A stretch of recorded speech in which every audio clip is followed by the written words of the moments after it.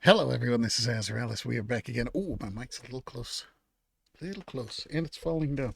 I had to redo my whole place here, my whole unit. Unit? What am I saying? I had to redo my whole recording area because the green screen wasn't working out. It just wasn't functioning. I think it's a problem with my camera because I did all of the different things I could do to use the green screen, and it just was kind of subpar the entire time. It kept glitching out. It kept causing problems. I'm actually going to turn the sound down a hair. But as you can tell, we are going to be playing a little bit of Star Trek Online. I think this is probably going to be like a one-off. I never got a chance to go ahead and play this on the channel. I am going to take just a few seconds while I'm looking at my different characters to go ahead and give you a 411 on where I come from with Star Trek. Huge fan. I was a huge fan ever since I was a little kid. I have memories of sitting on a hardwood floor watching the original series on a black and white TV that was obviously older than me. And then just being blown away once we finally had gotten a color TV, and we watched the original series all the way through. We watched the Next Generation when it came out. It was a huge part of my childhood. But I am going to say, if you're a big fan of the series and you like the more current stuff that has come out, bear with me on this next part because I am going to bash it. But understand that I'm coming from a place of a very passionate fandom of the franchise. Not so much like I'm not like a full blown Trekkie. I don't have like memorabilia and all that kind of stuff. It's just a story that really resonated with me through my childhood. So, as you can already gather, I am not a fan of the newer content. The new, pretty much everything past Star Trek Enterprise, and that actually changed. See, I wasn't a fan of Deep Space Nine when it first came out. I wasn't a fan of Star Trek Enterprise. But when I was older, I wasn't a fan of Star Trek Voyager either. But when I got older, I came back and I watched through them all. And I recognized them for what they were. I recognized them for their faults and the situations that they had been in. Almost a more dispassionate view when I was watching them. And I realized that I liked all of those a lot. And the real game changer for me was Star Trek Enterprise. I encourage anybody who hasn't watched that series in a long time to go back and understand this one thing about Star Trek Enterprise. Enterprise did something that none of the other Star Trek shows did. And that was they tackled the concept of modern humanity as we know it, pushing out into a greater universe. You see, all of the other series skipped that section. It was just like, here's this utopian future. Keep that word in mind. Utopian. It's a big deal of what I'm going to have to say about this. The utopian. Okay. Scott Bakula nailed that role of Jonathan Archer. Absolutely nailed it. I would say he nailed it just as good as Patrick Stewart nailed Captain Picard.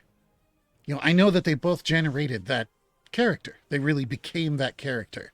And parts of their own interests were involved in that character.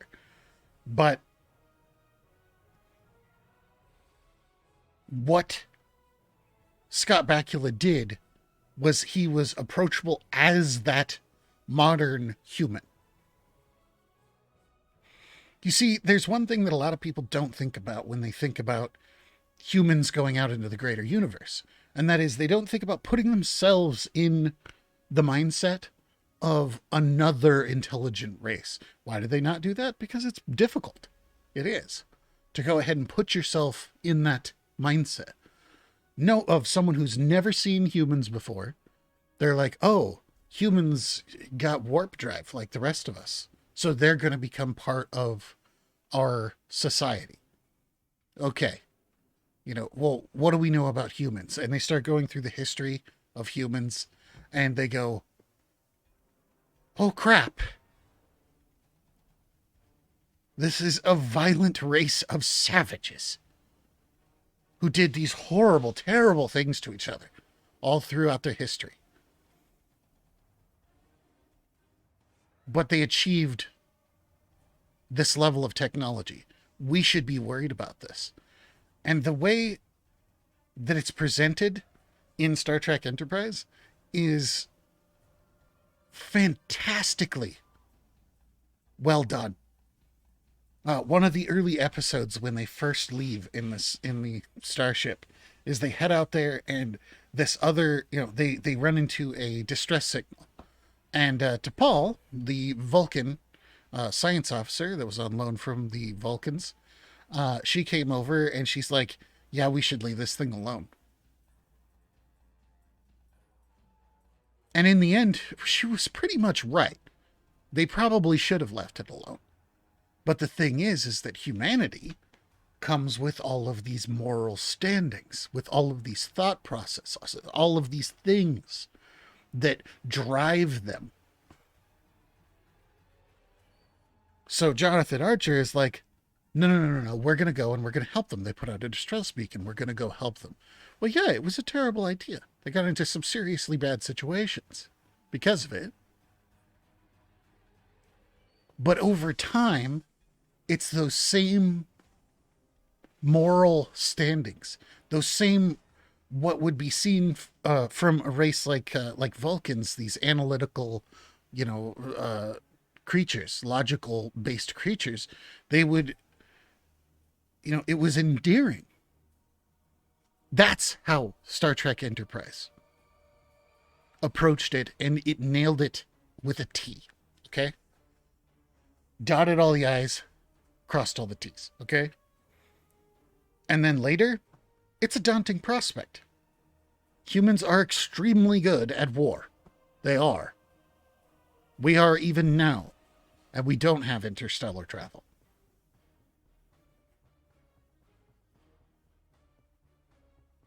So them going out into the world, into the greater universe and doing these kinds of things, it's not really the greatest idea to go ahead and pick a fight. You see, there's a certain layer of fear. There's a certain layer of respect, like from the Klingons, because of the might involved as well. We're a multifaceted people. We have endearing compassion, and we also have extreme violence. And they nailed that. The modern day human heading out into the universe, almost ignorantly moving forward, thinking, I'm going to change the universe. Really, really cool. So I recommend watching through it again. And keep that in mind of the basic human as we understand it going out into this world, and you'll see just how well that writing was and just how good that acting was. Obviously, they have the same kind of fail-safes or failures that other of the newer Star Treks do, but the reason I don't like the new Star Treks, things like Star Trek Picard, did not like it. The reason I don't like, like the J.J. Abrams movies, all of this kind of stuff. Well, the J.J. Abrams movies I don't like because it didn't need to be done. Those movies from back in the day were good enough. They didn't need to be redone. They shouldn't have been redone. Are they cool movies? Yeah, they're kind of cool. But the fact of the matter is that it just was unnecessary. Those people those people who would go and watch those movies should have gone and watched the cool movies that were done with the original cast. It would have been a lot better for them to start there and then move on in the universe. So, really fundamentally, my issue with the newer stuff is that there has been a overtone of preachiness that has taken over much of the writing that is found in Hollywood today. In any kind of content that's available. One of the things about Star Trek is that it would go ahead and present you with a philosophy, with a philosophical idea, and that it would show you the way different people interacted with that idea. One of the ones that comes to mind is when in the episode of TNG when Data is talking about how terrorism is effective, you know, going in and just being extremely violent towards someone else, generally over history has worked. So why wouldn't they use it? You know, and of course there's an apprehension about talking about something like that. But what they're doing is then you hear the way Captain Picard responds to that. You hear the way that other people respond to that. And you realize that Data is almost like a child in that respect.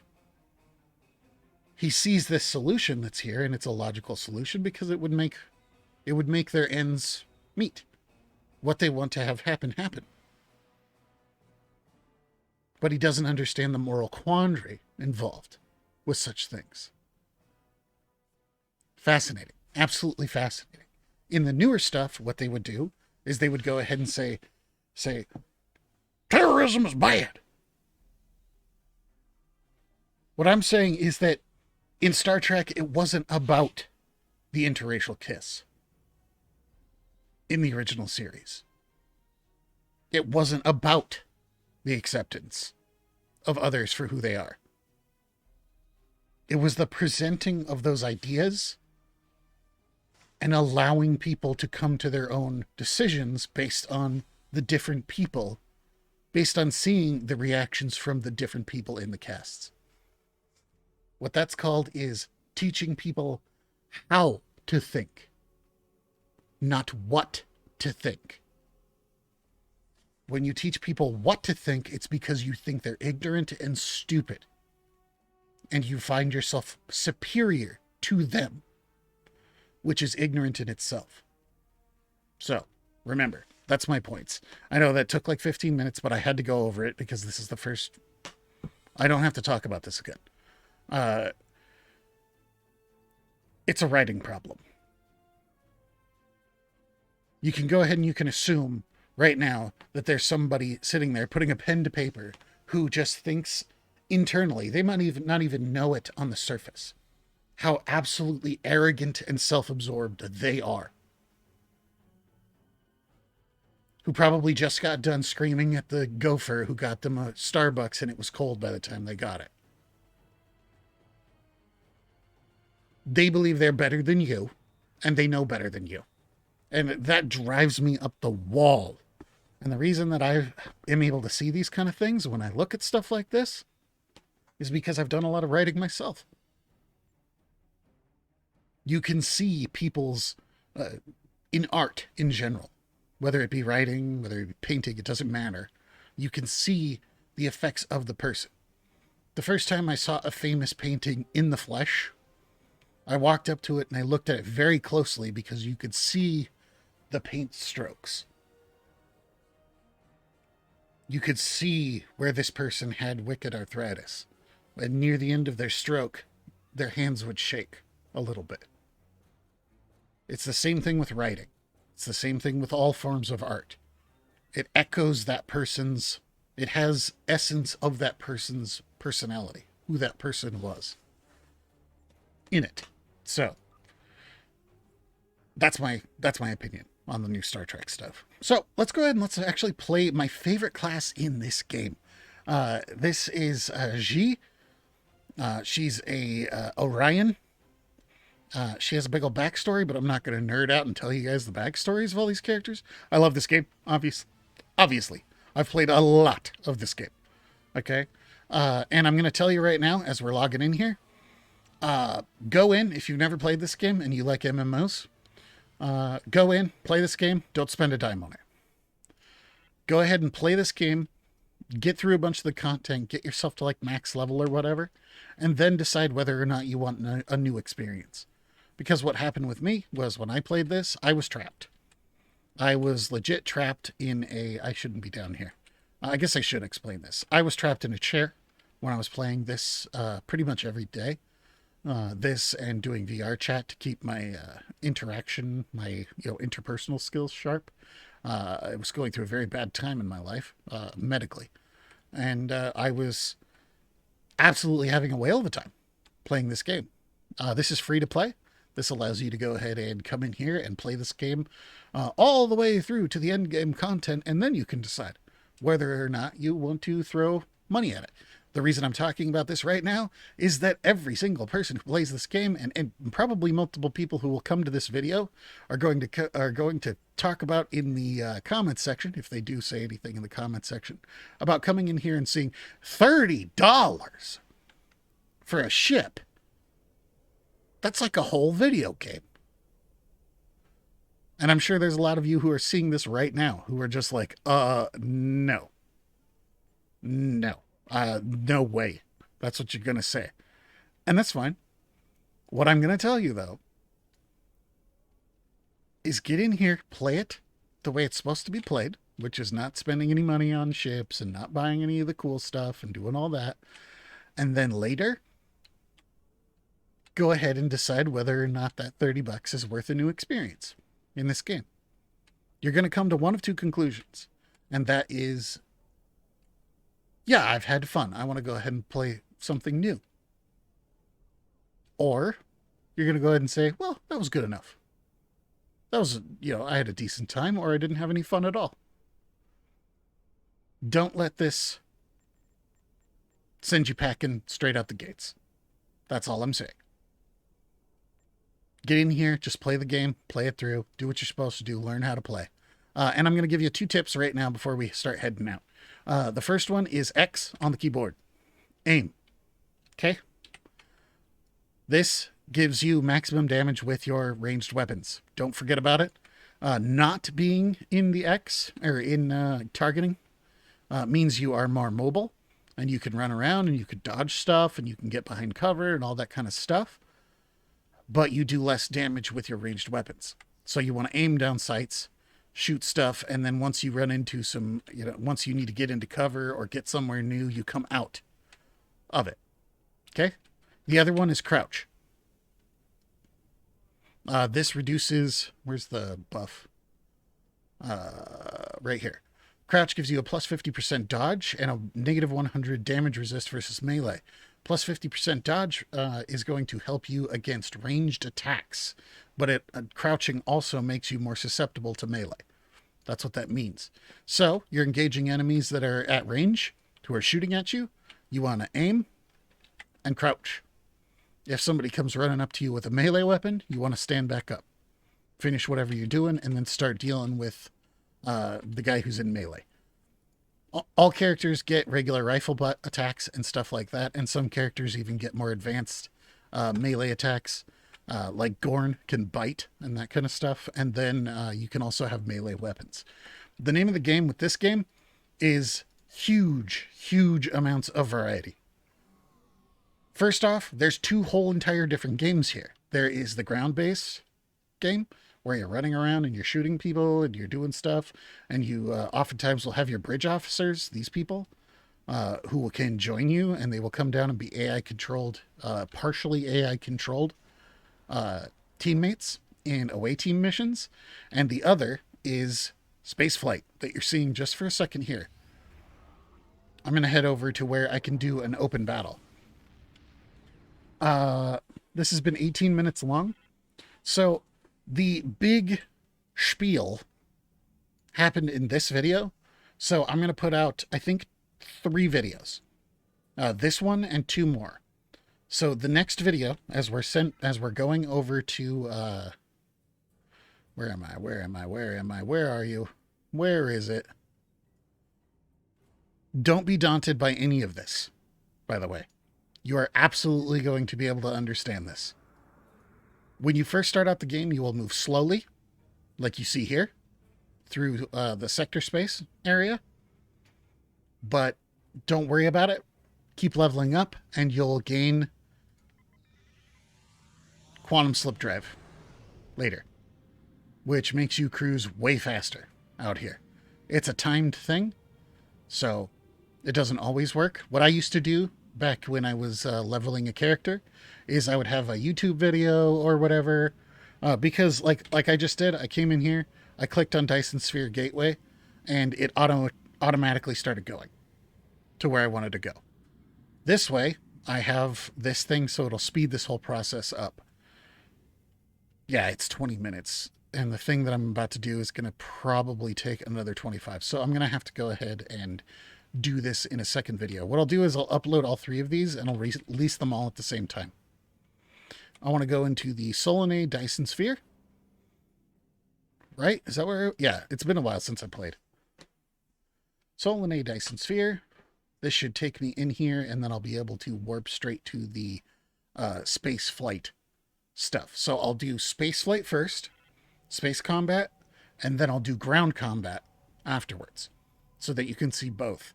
As you can see, ground battle zone, space battle zone. There is instances that you can queue up and join other people for. There's patrol missions that you can do, where you'll just randomly get, thrown in if somebody else is doing that patrol mission. They could be in your lobby, and you will both be able to go through the patrol mission, which is just like going through and like killing some dudes, around a planet or something like that. There's so many different things that go on in this game. So let's go to the space battle zone. And then in the next video that, like I said, is going to come out at the same time as these. So if you're like, I didn't get to see any gameplay in this video, this is dumb, just look real quick. It's already up. That's what I'm saying. So this is the Space Undine Battle Zone. And I'll go over this just a little bit in the next video. This is an open instance, meaning everybody who's playing right now, who's doing Space Battle Zone, can and will come into this instance and play with you. You can already hear other people showing up. We got Karen over here. We got Samantha. These are real people. The USS Sharon, that's not a real person. But you can also see that there are people out here who are covering these, who are going through and actually playing the mission already. You just get in, you help out, you get rewards. Pretty cool. This is one of my favorite aspects of this game. There is instance play for people who want a slightly more serious gameplay, like almost like a dungeon in World of Warcraft. And then there's also this, where you can just go out and you don't have to find a team. You just go out there and you start doing the mission, and then people will come help you if they're here. Or they might do another part of the mission that's going to make it go faster for you. It's really, really cool. So, next episode, we're going to go ahead and we're going to be showing this. It's literally going to come out at the same time. I know I've said that like 15 billion times. So, like, comment, subscribe, all that kind of stuff. If you want to help out the channel, you can hit up my donation links, as I don't make money on YouTube or Twitch. If you want to help out in a different way, you can hit up my Throne, which is also in the descriptions of my videos. And you could buy me the Amazon gift card or something. Or you can, of course, just like or subscribe. That helps out too. Peace out. I'll see you on the next one.